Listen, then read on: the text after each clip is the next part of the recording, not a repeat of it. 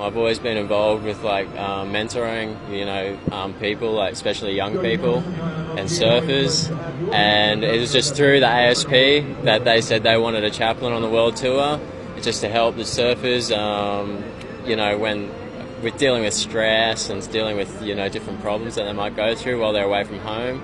So they sort of ordained a chaplain to come onto the tour, and that was me. So yeah, I've been doing it since the beginning of this year.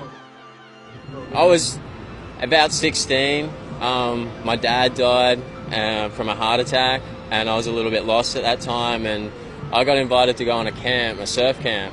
And on that camp there was two chaplains that were just really good mentors, and they really inspired me and sort of helped me sort of decide. At that time I was like, I want to do what these guys are doing for me for someone else.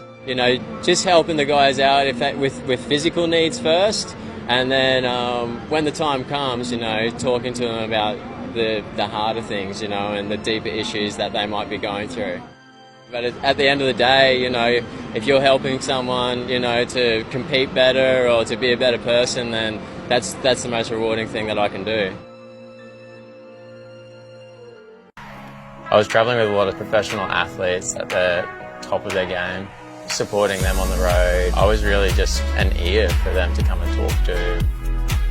You start realising that there's things that professional athletes go through that everyone goes through. No one's immune from the pressures of life. That's been a really cool space for us to talk about different things that are going on in people's lives, issues that are kind of not really spoken about in the media. It's not just people being vulnerable, but it's people taking their brokenness and showing that there's freedom that comes through that brokenness. It always feels like it's a privilege to sit down with someone and hear their story. So it's kind of cool to have a show seeing how they've gone through and weathered the storm and how they've sailed through it and come out the other end a better person.